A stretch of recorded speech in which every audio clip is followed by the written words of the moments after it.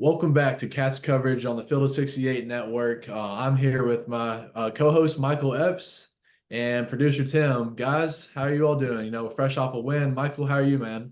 Producer Ted, what up? No, Good. I'm good, man. I had a good time. I didn't go down to Philly, which I was bummed about. I kind of wanted to, but ended up staying here. Had a little friends gathering. Now I'm going down to Atlanta for CBS Sports Classic, which is gonna be fun, man. Cats and Heels, Tar Heels. I'm excited about this one, man. I'm talking college basketball. Tim, how you doing, man?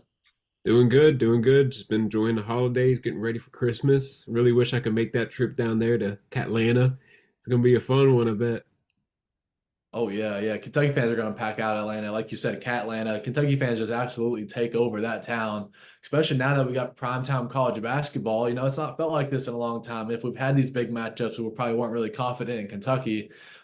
This year, it seems like it could be a big statement win to go down there against number nine ranked North Carolina, I believe. Yeah. So that'd be another big matchup. They came close to Kansas and just a little too short on that one. So they can get a top 10 win to add against the Miami win, that'd be nice as well, especially come March when we expect them to have a probably deep run this year. At least I hope. It's looking like it. But they are fresh off a win over Penn in Philly. They won by 15. It was 81 to 66, if I remember that correctly. It wasn't the Aaron Bradshaw debut. It was his second game back, but it sure felt like his debut. I think he had an impressive performance. I know I didn't expect him to put up that stat line of 17 points, 11 rebounds, 3 blocks, and he stepped out and made the three-point jumper. So that's always exciting to see. Cal never lets the big guys shoot ever. He's let Trey Mitchell have a pretty deep leash this year, thankfully, because the guys are making it. So now that you have a three-pointer that can go out there and step out and make the three-point shot, that's exciting. It opens up the game way more, especially what we've seen with this team here. This team is everybody's a threat out pretty much anywhere on the court. So it's exciting basketball. Michael, to pass it on to you, what did you think of the Penn game and a quick synopsis and the Aaron Bradshaw show that we got to see? Yeah, man, Bradshaw was good. I'll be honest. I mean, we were talking on the previous pods, and I was like, "Hey, man, I don't know what to expect from these bigs when they come back. I mean, who knows? Let's like tame our expectations a little bit. I mean, Bradshaw, we know he's a five-star. We know he's big time. We know his highlight tape is awesome, but you never know what he's going to look like when he actually gets out there. It could take him a while to get adjusted. He gets 3 points in that debut. It's like, okay, first game. Then, I mean, 17-11, man. And I noticed in that Penn game while I was watching, it was like, yeah, he didn't score a lot and he didn't make a ton of big plays. He was in pretty good position on box outs. He knew where to be, which is all instinct, right? But first game back, he was in good position on box outs, getting a chance to get rebounds. And so I asked him about that last week. I was like, hey, you were in good position on box outs. What's the mentality like for rebounding? He's like, man, just got to go attack. Got to go attack the basketball, go ahead and grab it. And same thing on defense. Just attack the defender, get up, get in his face, and try to go out there and get blocks. And he did. I don't know how many he got, but I mean, he got at least a couple. He was, how Yeah, many? Yeah, I mean, he was good. And 11 boards is great. So 29 minutes is good too. And that also brings down Trey's, workload. He still played 36 minutes, but 4 points, 9 boards for Trey. So that's pretty good. And it's nice to just have a couple bigs out there. And now you got maybe you got Hugo coming back maybe on Saturday. So it's good to see another piece get added and start to see this thing come together. Yeah, it helps when you're 7 foot too. So that's always good. I did like the part that you brought up because Cal mentioned this the other night. He said in his post game, right after the game, in his post game comments, he said, it takes off a lot of the load for Trey Mitchell. Trey Mitchell was pretty much the only big guy we had for most of the season up to now, and it was more of like, you got 5 fouls. If you go out of the game, this thing crumbles. Most likely down in the post, we need you to, you kind of have to manage that a little bit for if you're Trey. A lot of those reboundings are expected on you. The rebounding, the protecting the rim, all that. And now it's divided between two people. Allows Trey to be a little bit more free, a little more aggressive, maybe shooting, a lot of more things rather than just I've got to get all of our rebounds, protect the rim, and it's all on me, and I've got to manage to stay in this game as well. Tim, let's get your thoughts. What do you think about Aaron Bradshaw? It's kind of his unofficial debut, his second game back, but a breakout performance for sure. Yeah, it was definitely a breakout performance. He went from I just saw it was 13 minutes versus UNC Williamton. and he doubled his minutes for this game. He really showed out. Of course, can't really show what you're capable of in 13 minutes, but he really showed out for that game. And I think was that kind of his homecoming game as well. Yeah, I forget how far Camden is away. I think that's actually in New Jersey, but they were all, I mean, it's right an hour and a half or something like that away. Like that was like, if I can put it, I'm an analogy type of guy. That's like if you play out in California and then, you're from Kentucky, you go play down in maybe like Tennessee or like Columbus, Ohio or something. Maybe not that far, but a little closer than that. But like maybe Indianapolis for Kentucky or something. Like you're just right down the road compared to being down here in Kentucky. They were close. And that I definitely would consider that their homecoming game for sure. Like you are correct on that. For him, DJ Wagner and Justin Edwards. Justin Edwards is from Philly. Adu Viero they said he was from the other side of Pennsylvania, so it wasn't really a homecoming game for him, but he was from that state as well. So overall, calling that a homecoming game is correct for a bunch of this team.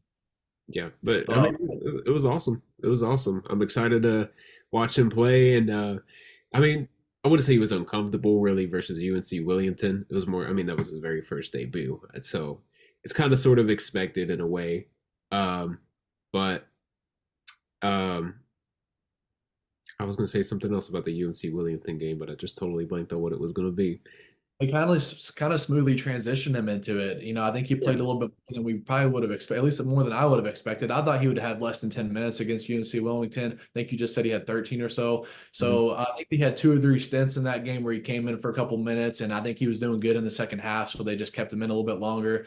So I definitely didn't expect that. But, he finished in this game. He finished with a game high 17 points, along with Rob Dillingham off the bench, 17 points. That's another thing I want to get into. It's like, the field of 68, John Fanta, I believe that's his name. If I'm not butchering that, he writes for them and covers them as well. And he put out his top 10 freshmen in the country, and Reed Shepherd was number 1 and Rob Dillingham was number 4. And my big takeaway from that is like, those are on Kentucky's bench, right? Like those are off of Kentucky's bench. They don't even start for us, which is fine. I'm not arguing that, but like we have that on our bench. Like, in terms of how deep this team is, you have Rob Dillingham and Reed Shepherd right off the bench. They come in 2 or 3 minutes in the game. It's so exciting, especially I'm glad the rest of the country is starting to realize that. Same as with the Reed Shepherd top 10 NBA draft pick projections. Like, y'all want to get into that a little bit? Like, what? Like, I'd never in my wildest dreams thought that would even be a case, and it's only the middle of December. I'm not saying I'm buying it just yet, but like to even be first round projection in the conversation of that right now, like what's going on? This is crazy. Reed Shepherd is having a freshman breakout year, and I'm amazed by it. What's y'all's thoughts on a top 10 draft pick Reed Shepherd after his freshman year? I mean, let's calm down a little bit. I mean, we were saying this on the last pod. It's like, we didn't do one last week, but the 2 weeks ago, everyone was falling in love with this guy, after the Miami game. It's like, hold on, like let's slow down a little bit. And then the last 2 games, he hasn't been great. I mean, 6 points against Penn. I don't know what he did against UNCW, but it wasn't much. And I mean, I like him. I like Rob a lot, and I think Bradshaw could definitely get on that list of top 10 freshmen. He could be high on that list because he's just got like an impact on the game. You know Bradshaw, you know where he is, obviously because he's 7 feet tall, but you just know where he is on the floor at all times because he's making an impact everywhere, with his rebounding defense, and he can score the basketball. So I think he'll get up higher on that list. I don't know if Reed should be number 1. I honestly would probably put, I don't know, I might put Rob ahead of Reed. It really doesn't matter, but I might put Rob ahead of Reed at this point on that list, but I think it's exciting either way to have him on the bench, but I hope DJ kind of creates more buzz. And now that he's coming back, he had a good presence out there, facilitating 7 assists. That's great. Had that big 3 later in the middle in the second half. That was a huge bucket to kind of hold off that UNCW run, and then Reeves hit that 3 to kind of seal or Penn run, and then Reeves hit that 3 to kind of finish off Penn with like 7 minutes left, I think. So it's exciting, but we should slow down a little bit. I don't know if this guy's going top 10. I mean, NBA teams are going to like him, but he needs another year, I think. You think? Oh, okay. I see. Ah, I don't think he needs to be top 10 for sure, but I can see both ways. But are you pretty stuck on a second year for Reed Shepard? Like for sure. I'm not saying I disagree, but like I could see late first round, but we have a small sample size to go off of as well. I would need, Yeah, yeah, I would need to see it like in March. I want to see it against the SEC. The SEC grind. I that's want fair. to see it. I want to see it in March. If they make it to the Final Four and Reed puts up multiple double-digit scoring games, shows off his defense in the tournament on that stage with that pressure, then I'll buy it. But I mean, it's really early. But I mean, fans can dream, right? And it really doesn't matter at this point right now. It's a nice discussion topic, but it's just good that it's a topic, right? It's good that he is making such an impact right away. And um, I still want to see more of Edwards. He only played 14 minutes. That's surprising, but I still want to see more from him. I still feel like his ceiling is nowhere close yet. I feel like we've kind of seen what Reed's ceiling is. That Miami game was awesome. That's kind of what you expect. I still need to see a lot of growth and potential from Edwards and Wagner. Yeah. Well, we got DJ Wagner back, like you mentioned, this game. He had a team high 7 assists. Cal came to him and said, "You're going to start this game, fresh off an injury." I think Tom Leach even said he didn't practice till Friday. So he just practiced, hasn't been practicing with the team this week coming off his injury. And one thing that I thought was cool in Cal's Monday call-in show is he said that when he came up to him right before the game, said, "DJ, you're starting again." He's like, "No, I'm cool with Reed starting." I thought that was pretty cool. Earlier a few weeks ago, DJ said I think he said there's no such thing as starters on this team. And he was very valid on that. But a lot of times it's like coach speak, player speak, like they're just all being teammates. But I feel like most of those guys, they want to start. Everybody wants to start. And I think he doubled down on it. So now I really do believe him. He was just kind of like, "No, Reed, I want Reed. I'm cool with Reed starting." And Cal was, "I'm going with you." But it's cool that there's unselfish ball on this team, a group of guys that really like each other. And another thing is, I wondered how Aaron Bradshaw how it would affect the team when he got back. After their loss to the UNC Wellington, I asked all 3 players that, and they all had the exact same answer. They were like, "He provides a lob threat, and I think it will only be nothing but better. He won't change us in any negative way at all." And it was all unplanned. Like they all had that mindset, and I was like, okay, so that you can get a good gauge for it of like he's in practice, things are getting better, and it played out that way. He was a phenomenal for him, and they just it opened up this team. I didn't really see any negatives with it at all. Like to be honest with you, this seems a totally different team now with him back. So exciting to see that. We've got DJ back, and then next week we look to North Carolina. Like we had just mentioned, North Carolina's ranked top 10. I think we're ranked 14th now. Field of 68's got us 12th. So we're climbing up that pole again after kind of a bounce back fluke loss to UNC Wilmington. I think if I remember correctly, North Carolina's 7-2 as well. They've got a win over Villanova, I believe. No, I can't remember if they lost or beat Villanova. It was a close game. They won they beat Arkansas. They lost to top 5 UConn. You said what was it? They beat Tennessee, right? Beat number 12 Tennessee, yes. So they got a couple of good wins under their belt. I don't know how good this North Carolina team is. Can't say I've watched a whole lot of them this year, but it's going to be an exciting matchup anyways. They're going to get up for it just like we are. So what's your all's thoughts on? You said you're making the trip down there. What things are you looking forward to as we face another blue blood historic matchup? These games are pretty good when it goes Kentucky, North Carolina. Yeah, it's going to be sweet. They lost to Villanova by 2. And then UConn by 9, which was last Tuesday. So they got a long break until this game. That's 11 days. Wow. That Baycott Bradshaw matchup, man. I mean, we talked about it. I don't know how that would look if Trey was going up against him. And he'll have to at some points, when Bradshaw's not in the game. But man, that Bradshaw Baycott, that's going to be sweet. I think that's going to be a really entertaining matchup. Bradshaw's going to have to be smart. He's young.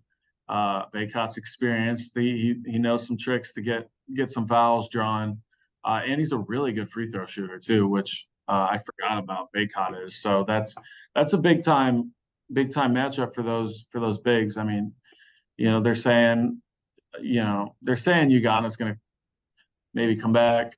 I don't see him playing that many minutes. I mean, he'd get eaten alive by Baycott probably, but so that'll be a fun matchup. And then I feel like UNC's got some talent on the outside, but not as much as they like normally do. RJ Davis is the real deal, but I don't love what they have for weapons outside of Baycott. So I feel like Kentucky's got a good shot to just have more talent out there on the floor and kind of just score more. But I think Baycott could really slow that game down, and the rest of the guys with defense is going to be important.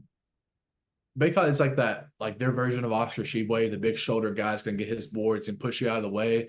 And I kind of wonder how much, I don't think he's going to throw him around, but how much he's going to kind of hip him out of the way with his hips and push him around a little bit. I know we've seen Duviro kind of get his minutes taken away a little bit with Bradshaw coming back. I wonder how that works. I would think if you want somebody that's going to bang with him in the post, you throw a dude down there a little bit, just a little 5-minute spurt to give him some. I mean, do you think he'll play a lot more than this last game? I know you want Bradshaw and Trey Mitchell, but they could do. Yeah. Adu's got no shot on Baycott, in my opinion. I don't see him holding up at all. I mean, Baycott's huge. I mean, he's probably got 40 pounds, maybe not 40 pounds, but he could have 40 pounds on Adu. So I don't think there's a shot there. I wouldn't be surprised if they start Bradshaw. I mean, you can start Bradshaw and Trey, but I don't know what he's going to do. He'll probably still start Adu, and then Trey will have to hold his own. Bradshaw's going to come in really quick. I don't know how quick did he come in last game? At Bradshaw, I'm actually not sure. I mean, it was probably pretty quick. It was pretty quick. Was it? Okay. Yeah. So I mean, he'll quickly get in the game, but I wouldn't be surprised if he starts. I think you can definitely move Adu to the bench and start Bradshaw and Trey, but it doesn't really matter. But because he's going to be really quick. I think you still beat him with your guard play. That's where it kind of that's how I was kind of saying in the Kansas game. We didn't expect that guy for Kansas, their guard, to go off. The guy who has done nothing all season but that game, Harris or whatever his name is. But I think, I think it's the same as this game. You beat him with your guard play. Way more talented with our guard play. And I'm confident with the Trey Mitchell, Aaron Bradshaw, they'll hold their own against Baycott, 2 versus 1. I think you do play them both as much as you can. Your guard play. We need something from Justin Edwards. I want to see this guy get up for a big game. We didn't see DJ Wagner and Justin Edwards get up a whole lot for Kansas. Got to rely on our other guys. This is another prime time game. We don't need, I shouldn't say need, but I want DJ Wagner and Justin Edwards to get up for this game. And I think DJ Wagner definitely will, but I don't want us to have to rely on a Reed Shepherd going for 15 or 20, Dellingham for 15. I mean, I want that to be there, but we shouldn't have that. We need our starting 5 and our guys, our go-tos guys getting up for this one. So that's kind of my wish list for this game. But Michael, I know you are about to hop on a show. I did want to get one more thought out of you, one more takeaway. What did you think on the new court design? I can definitely give you some time to think about it. I am obsessed with it. It's like a 100 out of 10. I was there for the UNC Wilmington game when they debuted it. Everybody I talked to, about 15 plus people around who was there at the arena, and it was all yes, like no complaints at all. I'm obsessed with it. I love it. I love the Kentucky logo. I was hyped on it before they did it, but when I saw it in person, I can just say it. I went back and watched the game on TV. It looked pretty good, but in person, it totally a whole new world. Amazing. You've got to get there and rub for anyone that hasn't and check it out. What's your thoughts on Michael? We'll get your thoughts, and Tim, what's your thoughts on that after Michael? Yeah, I like it. I saw it first for the UK women's game, one of the games I covered there, and yeah, man, it looks good. I like it a lot. It pops. It definitely pops. The middle with the Kentucky state outline, I think is really cool. So yeah, I'm a fan for sure. Tim, what'd you think about it? I know you got to see it as well. What'd you think about that court design? Yeah, I cannot wait to see it in person, but it is just drastically better than what we had previously. Yeah. It is so much better. And I know it's kind of like a common occurrence among the SEC to have the state outline and everything. But I mean, I think we got the best looking state outline possibly out there. So it looks pretty dang good on the court. Fair enough. Yeah, and the hardwood, the hardwood part of it, like the brown part, it's lighter. It's not as like kind of golden brown, which was fine, but it's a lot lighter now. And the Yeah. bumper stickers are off.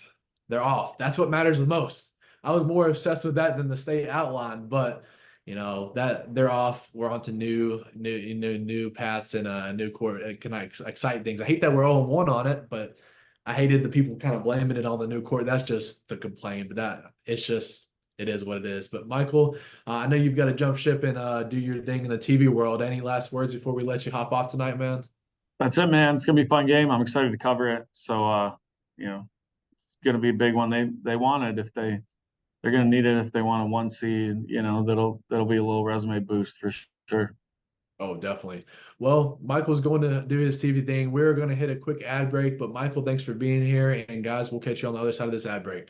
As you guys know by now, we've partnered with BetMGM Sportsbook for this college basketball season. We're going to be using BetMGM lines to make all of our picks and predictions throughout the college basketball season. And we are going to have special offers for you, the listeners and the viewers on the Field of 68 each and every week during the season. If you haven't signed up with BetMGM yet, use the bonus code FIELD1500 and you will get up to a $1,500 first bet offer on your first wager on BetMGM Sportsbook. Here's what you got to do.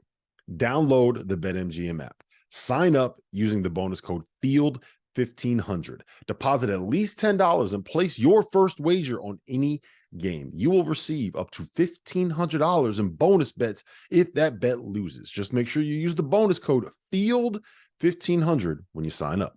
And remember, BetMGM is now available under one wallet in select states. As a New Jersey resident, this is super convenient for me when I have to go cover games in New York or Philly. When crossing state borders, just log into your existing account instead of having to create new accounts in each state that you go to. And most importantly, I got to let you know, we do have some fun stuff coming up for this college basketball season. Bet insurance tokens, college hoops odds boosts, my personal favorite, parlay odds boosts. So download the BetMGM app today.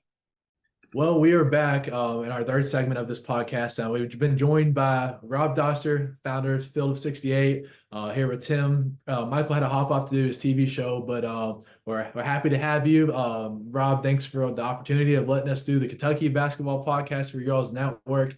That's a lot to take on, but we were excited to do it and excited to rep Kentucky. How you been, man? Good to get you on here. Yeah, man, it's good to have you guys. I'm glad you decided to do this podcast. We needed to have a Kentucky voice in there that's not just Jeff Goodman out there hating on everybody from the state of Kentucky. So no, I mean, look, you guys got a team that's fun to watch. I'll tell you that much. We're recording this on the Tuesday night before the CBS Sports Classic, and everyone is talking about this Arizona and Purdue game that's coming up on Saturday. I'm just sitting here pissed that they have an hour overlap between that and the Kentucky-North Carolina game. I think that those are going to be probably two of the most exciting games that we're going to get all season long. You didn't have to put them all at the same time. You could have balanced that out a little bit, maybe flex that schedule, maybe move something up a little bit, maybe give us a little bit more of a window so we could watch both those things at the same time. But, beggars can't be choosers, I guess, right? Exactly. Kentucky's gotten a lot of Friday night games this year, and we normally don't have those. We have Saturday afternoons. So now we've got a Saturday night game, which is, I think, the first one we've had all year. So it's exciting to get into North Carolina, top 10 matchup in Atlanta. Kentucky usually takes over Atlanta. They call it Catlanta. I know that's the word around the streets here. I don't know if you guys, it's made up to you all, but Catlanta is what they kind of call it. So expecting a big turnout down there as well. But, when we kind of be honest with you, Field of 68 in terms of the Kentucky world, they, like you said, Jeff Goodman did put a lot of hate on Kentucky a lot. And so Kentucky fans are kind of like, there was a bad rep there. They're like, no, they don't like Kentucky at all, and they know that we clearly do. And I was like, I'm confident we can build this bridge and make bring you all back to like pay attention to Field of 16, good college basketball content, and we've seen a good turnout from it. Like a lot of those guys are kind of like paying attention to our stuff, and they're like, okay, I'm kind of back on Field of 68 now. They just kind of they see the tweets of like negative Kentucky from Jeff and things like that, and don't truly pay attention to your all's content, so they kind of run away from it. But now they've kind of gotten Hey man, it's funny. You'd be shocked how many different fan bases I've been told I hate and I dislike. I've been told by UConn fans that I hate UConn. Oh my I'm a God. UConn. Like, I grew up a UConn. I was 5 years old wearing a Ray Allen jersey, right? Like, so, I've been told by UConn fans that I hate UConn. No, it's part of it is just it's fun to rile up fan bases. Like when you're on, it's fun to troll people sometimes, man. Like people overreact to everything, and the things that I would say to you as a joke that get lost in the context of Twitter sometimes, and that is, it's enjoyable to kind of, I don't know, mess around. I mean, it's Twitter, man. It is what it is. But I will tell you this. I think that Kentucky is as surprising as anybody in college basketball this season. For the simple fact that it seems like they've really embraced this idea of playing 4 round 1. And I know Cal had that, was it yesterday or today that he had the quote where he was basically like, we need to figure out how to play 2 bigs together, which don't do, please. We don't need that. You don't need that.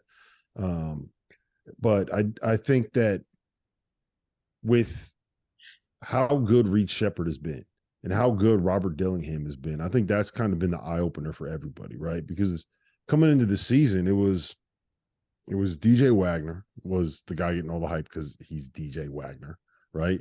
And it was Aaron Bradshaw, and it was Justin Edwards. And DJ's been good. He's been kind of what we expected, more or less, right? He's good, great in flashes, sometimes not so great in flashes, not really shooting it all that well, gets to the rim whenever he wants. I think Justin Edwards has been a guy that has not quite lived up to expectations. I don't know if you guys think that that's fair.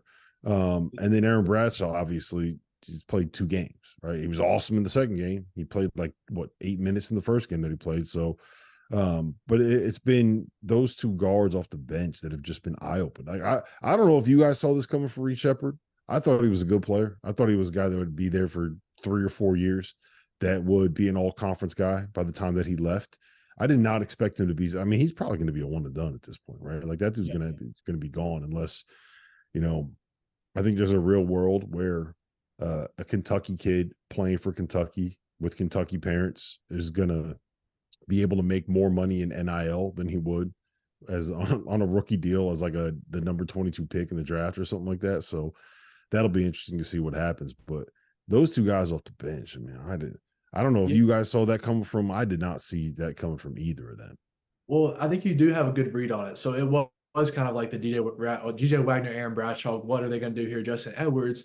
DJ Wagner took a little while to get going. Justin Edwards still hasn't really got going outside of 1 game. Aaron Bradshaw just got here. So it is. And to say that, Reed Shepherd and Rob Dillingham, like they would be, you could argue Reed Shepherd's been the best player this year. I would lean to think that he has overall. Off the bench, I don't think anyone saw it flip like that. But I did get to catch a lot of Reed Shepherd in high school. He is an hour from us here down in Laurel County. I knew he was the best player in the state. He won Mr. Basketball, but I firmly was more on the side of he'll be here for 2 years. Let's see how that second year goes. Right before he kind of end of his senior year, I was like, okay, maybe he's going to play a lot more at Kentucky than we thought. Then he got in the McDonald's All-American game, then some AAU ball. And I was like, okay, he's going to play like a decent amount at Kentucky. But I thought, he'd be that 7th, 8th guy. He's a 6th guy right now. Some argue starting, I don't. But to say, I did not expect him to be Kentucky's arguably best player so far. And I did not surely think he'd be a projected first-round pick at all. So I am shocked by that. That's kind of – why do you think why do you think he should come off the bench? Like I get the Dillingham off the bench thing because he's, he can run really hot and he can run really cold, and that kind of instant offense guy off the bench makes sense. But I mean, Reed Shepherd just feels like with what he could do defensively, the way that he could shoot. I'm just curious why you like him off the bench. Yeah, I mean, I think he could firmly be our point guard for sure. Like I wouldn't be opposed to it, but I think he's loyal to his people. And DJ Wagner is his people. And the narrative of if DJ Wagner, projected first pick, top 5 pick coming to Kentucky, and then he spends the rest of the year pretty quickly coming off the bench. I just don't think Cal's got the balls to do that. I don't. He's loyal to the Wagner family. He's been a Kentucky guy since he was born.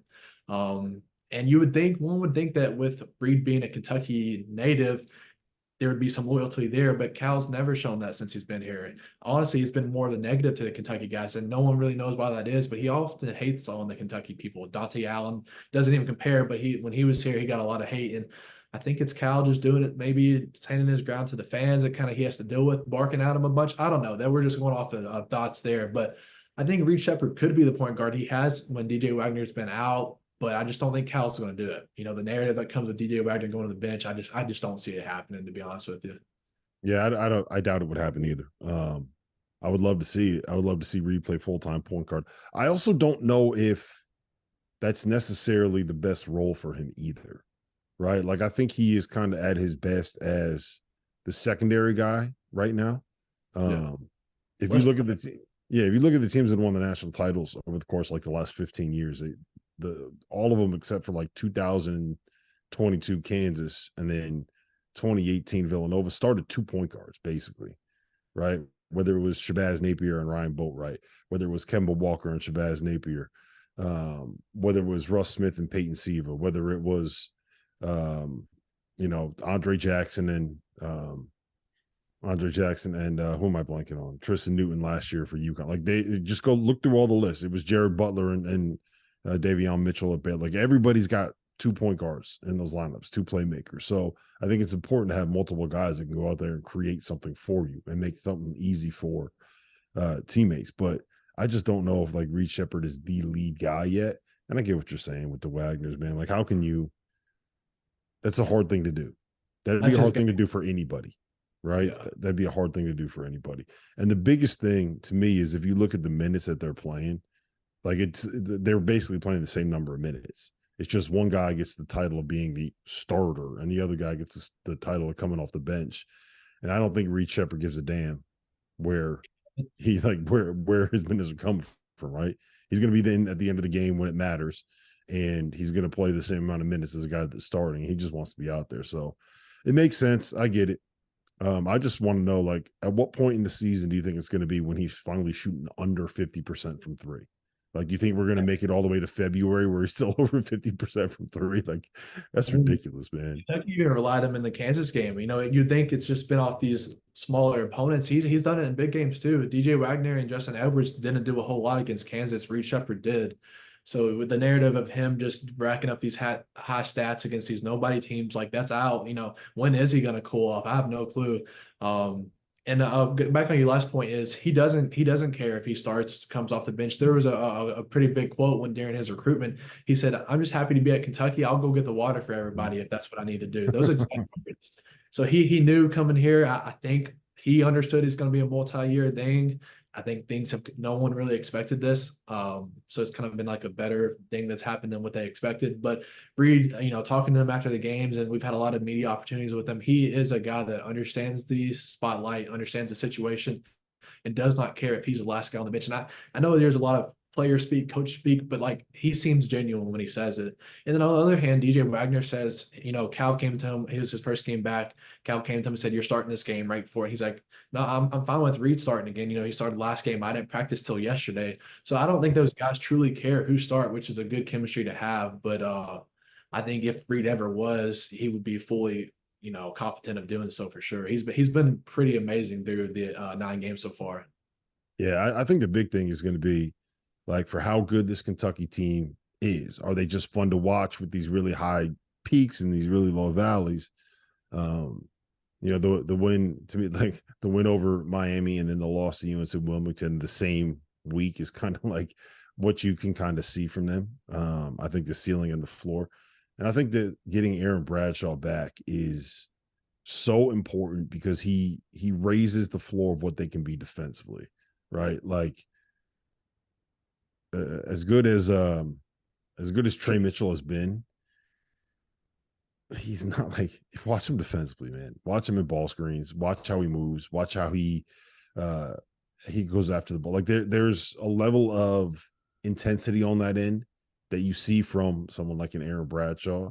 There's a level of physical skill that you see from someone like an Aaron Bradshaw that just isn't there on that end of the floor with Trey Mitchell. And it's like, one guy's 6'9", one guy's 7 foot with a 7'4", whatever it is, wingspan. One guy is, is kind of like a 4-man by trade. The other guy is your quintessential small ball, mobile, switching 5-man, right? That can be a rim protector, that can wall up, that can play the drop coverage, that can do all the stuff you need to do with modern defenses. And I think being able to have him come in and impact a game the way that he did in the Penn game is something where it changes. I don't think it changes what Kentucky's ceiling can be. Yeah, because like when they're at their best, they light everybody up, right? Like Aaron Bradshaw's presence isn't going to change Kentucky at their best, but what it does is it makes them better when they're at their worst. What it does is it makes them better when you have to rely on getting stops. Like on the nights when they're going to shoot, 8 for 33 from 3, which is going to happen. There are going to be nights when those threes aren't going down. You got to be able to win games with your defense too. And I don't think that you can do that with Trey Mitchell. I think you could do that with Aaron Bradshaw. Yeah, that happened in the UNC Wilmington game. That was their lowest made 3-pointers. They lost. So I think it's more of partially of like this team can put up a lot of points, and if the three isn't falling, but they do have guards that can go get their points, but like if they aren't knocking down the 3-point shots, their ceiling drops a little bit. They're exposed a little bit more. But I think with Trey Mitchell, his strengths come more on offense. He can step out and he's hit a pretty consistent 3 this year. I think Trey Mitchell, his strength is at defense when Trey Mitchell's may not be as much. Lot taller, more elite, more promising. He had 17 and 11 and then 3 blocks in essentially his debut. He came back last week, but it didn't play a whole lot. This game, he had a double-double. He led the team in scoring, had 3 blocks. We've not had that shot blocking rim protection presence in a while, especially not from this team. I think Trey Mitchell is definitely not that guy to handle Baycott down low. He struggled with Hunter Dickinson. I think he did all right, better than I thought he would have, but he still struggled. It's 2 different worlds. And I think Aaron Bradshaw, he does bring it changes his team a bunch, more on the defensive side and the rim protection. So we quickly saw the Aaron Bradshaw show, and I just hope that keeps continuing against bigger name opponents. Yeah, there's not a lot of people out there that are going to do a good job handling Armando Baycott. There's a reason why the dude is like a 3-time All-American, especially when you ask a freshman who's 7 foot and skinny as hell going in there and trying to deal with a dude as physical as him. But I do think that it'll make him work a little bit harder, right? I do think that there's something to be said for being able to have a little bit more length out there. Armando Baycott is going to bully whoever you put against him. But when you have someone that can just kind of wall up and make it that much harder to shoot over the top of them, it matters. There's going to be an impact there. And I think the biggest thing is, like, I always look for teams that can make runs, right? I look for the lineup versatility, right? You look for, can they play small if they need to? Can they play basically 4-around-1 if they need to? If they go up against a team that's got a big bruising 5-man, are they able to deal with that big bruising 5-man? If they're going to go up against someone that wants to play high-low, that wants to play inside, that wants to win by crashing the glass, can they deal with that? If they play a team that has little point guards that can get out there and press you and keep you out of running your offense, can you win when you're not able to run your stuff, right? And I think that having Aaron Bradshaw there, more than anything else, it's just like, now you got 2 big guys, right? Now you don't have to rely entirely on Trey Mitchell and Jordan Brooks, who's been good, but like, he's Jordan Brooks, And I think that being able to have the possibility of using those 2 big lineups is something that will matter at some point in the season, right? I don't think, and I really hope Cal doesn't do this, and I really hope he doesn't start playing both those guys 35 minutes a game, because I think that would ruin like the vibe that you have with this team, right? And what makes them so good and so much fun to watch. But there are going to be times where you got to roll them out there for 15 or 20 minutes on a given night, right? There's going to be times where you're playing a team that is just pounding you on the defensive glass and on the offensive glass, and you got to have another body out there to be able to help you. There's going to be nights where like Justin Edwards doesn't have it, and DJ Wagner doesn't have it, and Rob Dillingham is having one of his 1-for-9 nights, and you got to be able to go out there and win them with a little bit of size and mix things up a little bit. So you got to play the matchup games at times. So I think that, more than anything else, that's kind of what changes Kentucky for me when you have Aaron Bradshaw there. Yeah, I mean, I think going into this North Carolina game, I think the way you really approach North Carolina is you beat them with your guard play. I think it's kind of like Bekai is their big shoulder bruiser down post guy. I'm excited to see how Aaron Bradshaw handles that. I still leaning to see, unless Aaron Bradshaw just comes out and does something unexpected. I think he's going to probably lose that most of the time. I'm pretty confident in that. But Trey Mitchell was for sure losing that. So I think with them coming back, if you do play them both, sometimes it does take a load off of Trey Mitchell. Of he was the only pretty much big guy we had. Jordan Burks a little bit, but that's not his true position. He just had to do that until Bradshaw got back. I think that takes a little bit off his load. It's like if you're in the mindset of Trey Mitchell before Bradshaw got back, you're like, hey, I got 5 fouls. When I'm out, this thing collapsed. You've got to manage your fouls. You got to be less aggressive. When you got 2 guys out there, that's less you got to worry about rebounding in terms of all being on one guy. So I think it takes a little bit off of the grinded out for Trey Mitchell. May make some explore other options of being more aggressive in terms of on his side of the court. It helps having both of them back. Takes less pressure off them both. But who knows? I'm excited to see Aaron Bradshaw and his length. Hopefully, in terms of shot blocking, can block more shots on Bacot. I know Bacot's going to push him around a little bit, but let's hope he protects the rim still. But I still think, you go out and you beat North Carolina with your guard play. I think that's Kentucky's strength. They're so deep at that. If DJ and Justin Edwards aren't falling, you got Dillingham and Shepard right off the bench. And they usually come in about 3-4 minutes after the game starts. So who knows, man? I think that's where you beat North Carolina at for sure. Yeah, and I mean, look, Carolina's guards, they can fill it up. RJ Davis he's having an unbelievable season, like a fantastic borderline All-American caliber season. Elliot Cadeau had a 5-game stretch where he had 24 assists and 2 turnovers over the course of 5 games while playing 30 minutes a game as a reclassified freshman. Harrison Ingram looks like McDonald's All-American Harrison Ingram, right? He looks like the 5-star recruit that he was coming out of high school. And that is a team that is very similar to Kentucky in the fact that they can put up 80, 90, 100 points on literally anybody. They put up 100 on Tennessee. They scored 62.5 against Tennessee, right? Nobody scores like there are teams that don't score 60 in a game against Tennessee. There are teams that score 60 in a game against Tennessee and feel like they ran good offense. And North Carolina put up 60.5. But they don't really want to guard either. Like that's why this Carolina Kentucky game is going to be so much. You remember what was it, 2017? And I think it was out in Vegas when it was the Malik Monk season. Yes. I think it was Malik Monk and Justin Jackson was on North Carolina, and Jackson had 34 or something like that. Malik Monk had, I think he went for 49 or something like that. 49. It And was a shootout. 47. It was 103 to 100 and Kentucky won. Like that's what we're going to see on Saturday. That's the kind of game that it's going to end up being. So buckle up, bet the over, and sit back and enjoy what's going to be an unbelievable basketball game.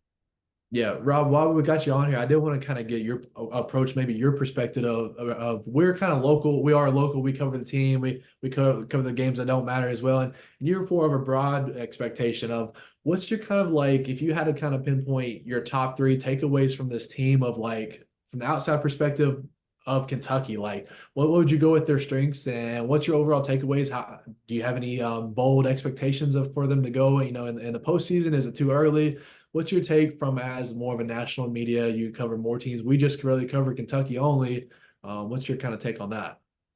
I think that when they get going, Kentucky's as dangerous as anybody in college basketball. I think that you see it with what they shoot from 3. I think you see it with where their turnover percentages are. I think you see it with the offense they run and how difficult they are to guard. I think you see it with how many guys they have out there that can go out and get you a bucket when you need a bucket, right? Like if you are game planning for Kentucky right now and you have to figure out who the first person is you try to stop on this roster, like I don't know who it is. It's probably Antonio Reeves just because he's the one in this game at the start. But when they have Reeves out there with Shepard and Dillingham, like who's the go-to guy?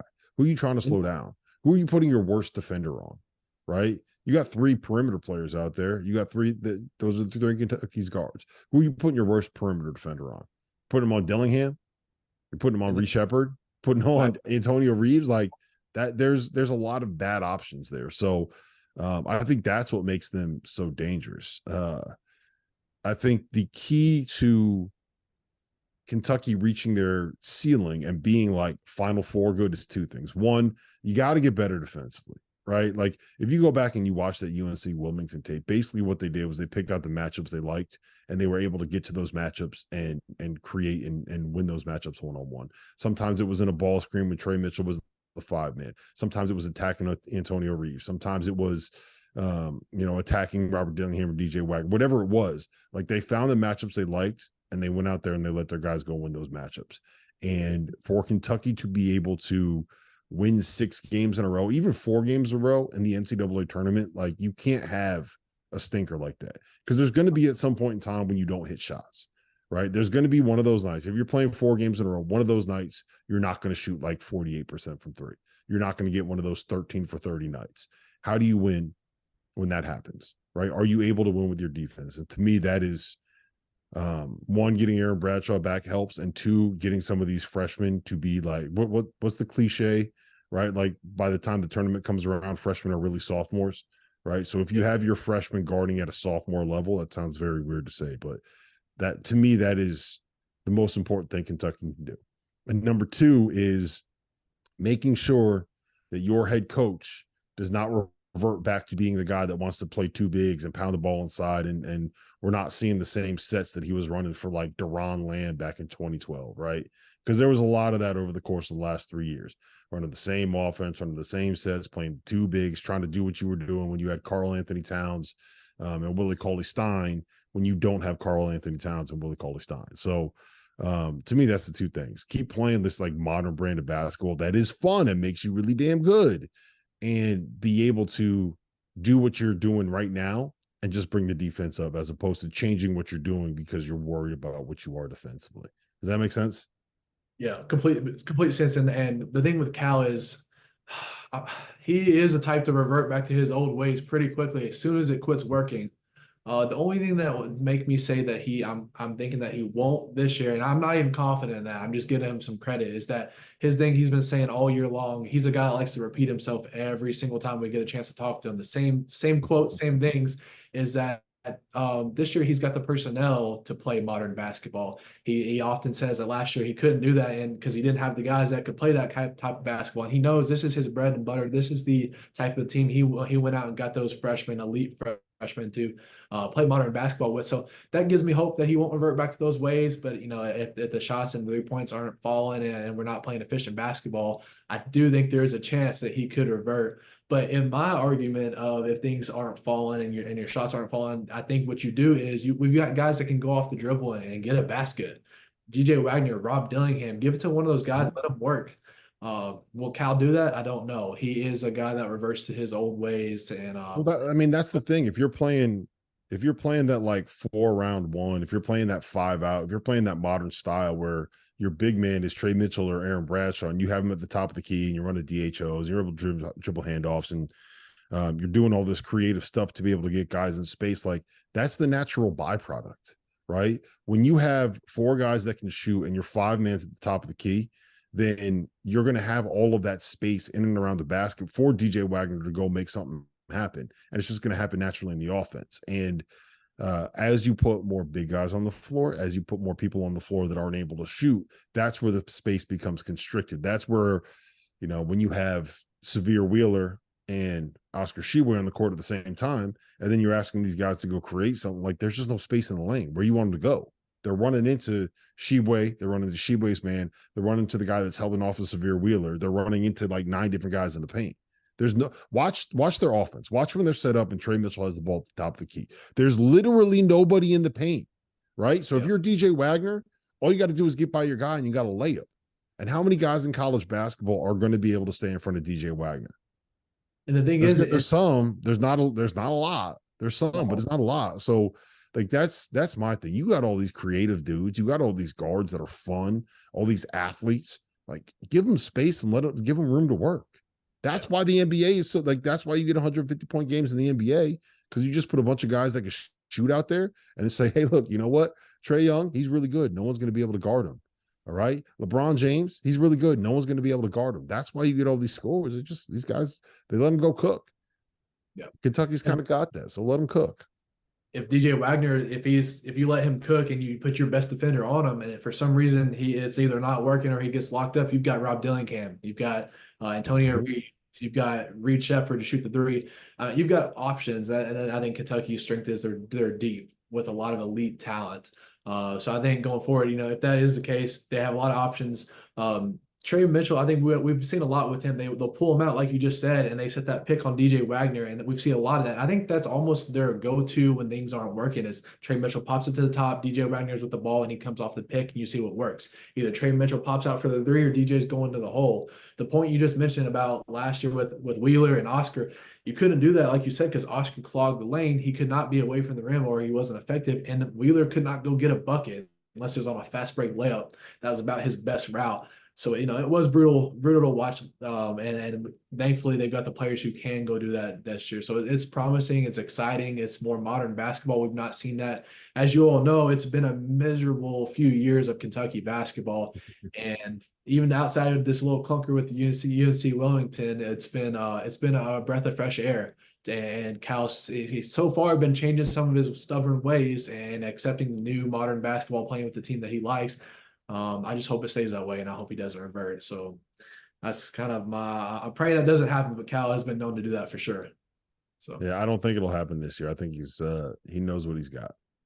And this is, before he got this class, before the season started, I should say, a lot of fans, I don't think he's done after this year by any means, but a lot of fans, the narrative was he's got his recruiting class. They should be good on paper. They should be good when they get here. He's not won a title in over 10 years. A lot of the fans got real kind of toxic with him. It's been pretty miserable, and people have not been happy with him for a long time. This could be his ride off to the sunset year, get a title and bounce out of here and figure out the rebuild after him. I don't think that's going to happen, but it's not seemed like Kentucky's had a chance to go win a title in years, arguably since some people want to say that 2020 year with Maxey and Quickly, but we didn't have a tournament. So, it's just point fingers what could have happened. No one really knows.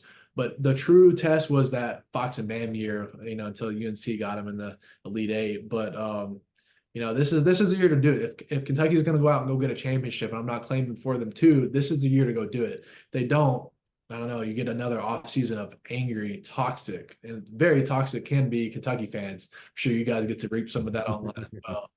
Kentucky fans are toxic. They're angry. No, come on. They can be. They can be. Hey, I'm not trying to make them mad. They're on our side, but they can start to cook up some stuff that kind of. Hey, man, look. See, I root for Philly teams. I know all about angry fans. I know all about how mad they can get. We booed Santa. Remember that? Yeah, exactly. But I think we can all agree on. No one's worse than Tennessee fans. Did you see that graphic?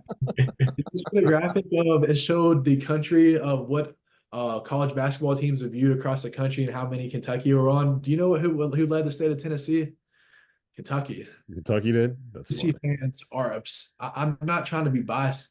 They are obsessed with Kentucky. You should see them in our comment section on stuff that doesn't even concern them. It's worse than Louisville. Like Louisville doesn't care anymore. They know they're bad. Outside of the football game, we don't really hear much from Louisville fans anymore because they're not good. They've accepted that. Tennessee fans care about Kentucky sports, and it's all with negativity. And we've seen stuff on our site in certain months just drive, and it says, where is it coming from? The state of Tennessee. It's like the numbers provide support for all of that. So I don't know. I could talk about it all day long, but Tennessee fans are a different breed, and they're just I can't stand them. I cannot. Hey, man, I'll tell you this though. I'm sure Tennessee fans feel the same way about Kentucky fans, and that level of rivalry is what makes college sports great. That's why we love it. That right there. Exactly. But other than that, man, Rob, thanks for hopping on here. And before we get out of here, I know we want to get you back on here sometime. We're going to throw some Jeff on here as well.